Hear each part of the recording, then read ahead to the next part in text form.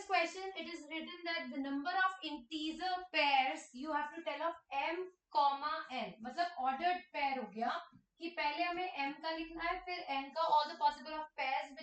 which are satisfying m into n square plus 1 equals to 48. तो we can see that ये factorise form में लिखा हुआ है, तो हमको मल्टीप्लिकेशन फॉर्म में है, एक m है दूसरा n का फॉर्म आता है, तो we have to split 48 into all possible ways, जितने भी हम कर सकते हैं वो हम पहले करते हैं। तो 48 को मैं लिख सकती हूँ 1 इंटू 48, दो मल्टीप्लिकेशन फॉर्म में मैं लिखूंगी, ठीक है। मैं इसको लिख सकती हूँ 2 इंटू 24, मैं इसको लिख सकती हूँ 3 इंटू 16, मैं इसको लिख सकती हूँ 4 इंटू 12, मैं इसको लिख सकती हूँ 6 इंटू 8, मैं इसको लिख सकती हूँ 8 into 6, then I can write it 12 into 4, then I can write it 16 into 3, then I can write it in 24 into 2 and then 48 into 1. So these are the possible ways जिसमें मैं 48 को दो मल्टीप्लिकेशन फॉर्म में लिख सकती हूँ positive में। यहाँ पे नेगेटिव में भी बोला हुआ है, so right now I am just writing it in a positive format. Positive के अंदर कैसे कैसे लिख सकते हैं, ठीक है। नेगेटिव में अगर मुझे लिखना है तो ये दोनों माइनस माइनस होने चाहिए, right. -1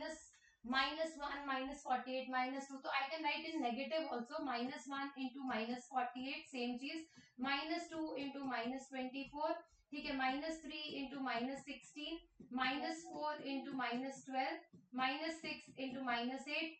-8 into -6, -12 into -4, -16 into -3, -24 into -2 and -48 into -1। वैसे लिखने की जरूरत नहीं थी, यही से हम कर सकते थे, बट ऐसा कर लो, ठीक है। Now as you can see that ये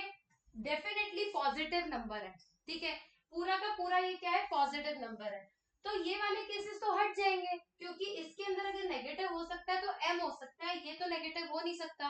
और ये नेगेटिव ये पॉजिटिव, तो ये पॉजिटिव नहीं आएगा, तो ये डेफिनेटली पॉजिटिव नंबर है, तो इसको भी पॉजिटिव ही होना पड़ेगा, राइट, तभी प्रोडक्ट जो है हमारा 48 आ सकता है, वरना आएगा नहीं। तो अब n की वैल्यू हम लोग नेगेटिव ले सकते हैं, राइट, n की वैल्यू नेगेटिव ले सकते हैं, but n square plus 1 positive होगा, मतलब ये जो दोनों नंबर्स है this and this whole number should be positive.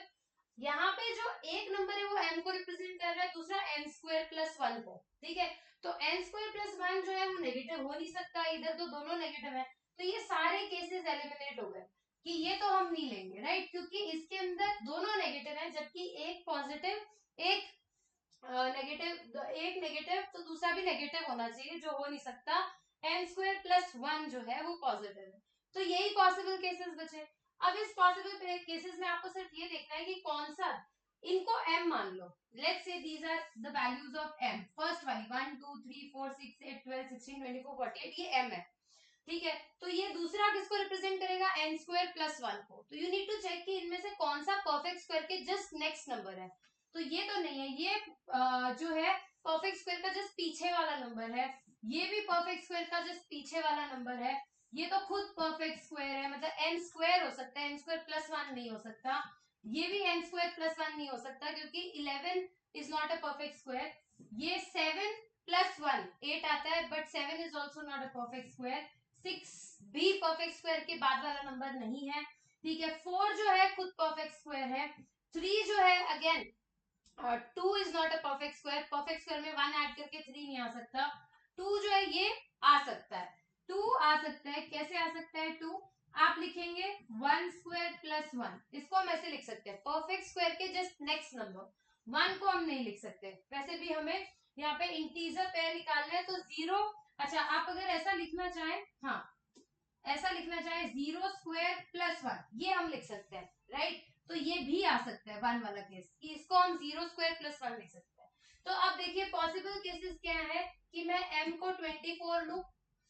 ये जो वैल्यू है मैंने किसकी मानी है 24, ये मानी है मैंने m की वैल्यू, m को मैं 24 लू, तो मुझे n स्क्वायर प्लस 1 को 2 लेना पड़ेगा, यहाँ से n स्क्वायर 1 आएगा, n की वैल्यू आएगी प्लस माइनस 1, तो मेरे दो पेयर यहां से आ गए 24 कॉमा प्लस 1, 24 कॉमा माइनस 1, ये दो पेयर आ गए, right, in the same way m is equal to 48 अगर मैं लू, राइट, तो n स्क्वायर प्लस 1 को 1 होना पड़ेगा, यहां से n square is equal to 0, n की वैल्यू 0 आएगी, एक और केस आएगा 48,0। तो इसके अंदर बोला नंबर ऑफ इंटीजर पेयर बताना है, ये नहीं बोला है कि पॉजिटिव इंटीजर होना चाहिए, नेगेटिव होना चाहिए, नेचुरल नंबर, कुछ भी नहीं बोला हुआ।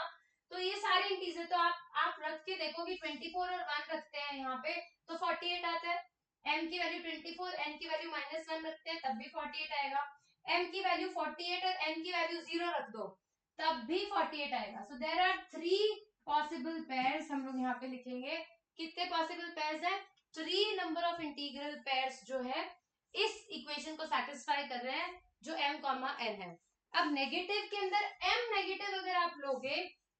ठीक है, मैंने सारे m पॉजिटिव लिए हैं, अगर आप m नेगेटिव लोगे तो इसको नेगेटिव लेना पड़ेगा, ये नेगेटिव हो नहीं सकता, इसलिए हम m को नेगेटिव नहीं ले रहे, पॉजिटिव ही लेके चल रहे हो। पॉजिटिव में m यही आ सकता है इंटीग्रल के अंदर, और ये जितने भी है कोई भी परफेक्ट स्क्वायर का जस्ट नेक्स्ट वाला नंबर नहीं है। आप देखो इंटीजर नहीं बनेगा, अगर मैं इसको n square plus 1 मानूंगी n square 47 आएगा, यहाँ पे n स्क्वायर 23, यहाँ पे 15, यहाँ पे 11, यहाँ पे 7, n स्क्वायर की वैल्यू यहाँ पे 7 आएगी, यहाँ पे 5, यहाँ पे 3, यहाँ पे 2, तो कोई भी n जो है इंटीजर नहीं आ पाएगा। यहाँ पे जो है n प्लस माइनस 1 आएगा, यहाँ पे n 0 आएगा। तो these are the 3 possible pairs, ये दोनों और ये वाला, ठीक है। So 3 is the correct answer, number of integral pairs पूछा।